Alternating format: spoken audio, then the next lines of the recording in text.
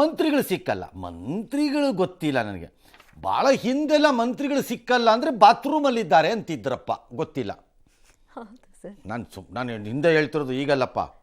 ಹಿಂದೆ ಇಲ್ಲ ಯಾರು ಯಾವಾಗ ಲ್ಯಾಂಡ್ಲೈನ್ಗಳಲ್ಲಿ ಫೋನ್ ಮಾಡಿದ್ರು ಇದಾರ ಸಾಹೇಬ್ರು ಅಂದರೆ ಇಲ್ಲ ಸರ್ ಸ್ನಾನಕ್ಕೆ ಹೋಗಿದ್ದಾರೆ ಅಂತಿದ್ರು. ಅದು ಯಾವಾಗ ಮಾಡಿದ್ರು ಸ್ನಾನಕ್ಕೆ ಹೋಗಿರೋರಪ್ಪ, ಸಿಗ್ತಾನೆ ಇರಲಿಲ್ಲ. ಗೊತ್ತಿಲ್ಲ. ಈಗ ಪಾಪ ಅವರು ಎಲ್ಲಿರ್ತಾರೋ ಏನೋ ಕತೆ ಯಾರು ಗೊತ್ತ್ರಿ. ಮಂತ್ರಿಗಳು ವಿಧಾನಸೌಧಕ್ಕೆ ಬಂದು ಕೆಲಸ ಮಾಡೋದನ್ನು ನೋಡಿ ಎಷ್ಟು ದಿನ ಆಗಿರ್ಬೋದು, ಬಿಟ್ಬಿಟ್ಟಿದ್ದಾರೆ. ಓಕೆ, ಅಲ್ಲಿಂದ ಎಲ್ಲಿಗೆ ಶಿಫ್ಟ್ ಆಯಿತು ಅಂದರೆ ಮಂತ್ರಿಗಳ ಈ ಕಚಡ ಹಲ್ಕಟ್ ಕೆಲಸಗಳು ಅವ್ರವ್ರಿಗೆ ಅಧಿಕೃತವಾಗಿ ಅಲಾಟ್ ಆಡೋ ಮನೆಗಳಿಗೆ ಹೋಯಿತು. ಅಲ್ಲೇ ಆಫೀಸು, ಅಲ್ಲೇ ಕೆಲಸ, ಅಲ್ಲೇ ಇದೆ. ವಿಧಾನಸೌಧಕ್ಕೆ ಯಾವಾಗಲೂ ಪುರ್ಸೊತ್ತಿದ್ದಾಗ ಒಂದು ಹಿಂಗೆ ಬಂದು ಅಳ್ಳಾಡ್ಕೊಂಡು ಹೋಗ್ಬಿಡೋರು, ಕ್ಯಾಬಿನೆಟ್ ಇದ್ದರೆ ಬರೋರು ಅಷ್ಟೇ. ಈಗ ಅದು ಚೇಂಜ್ ಆಗಿದೆ.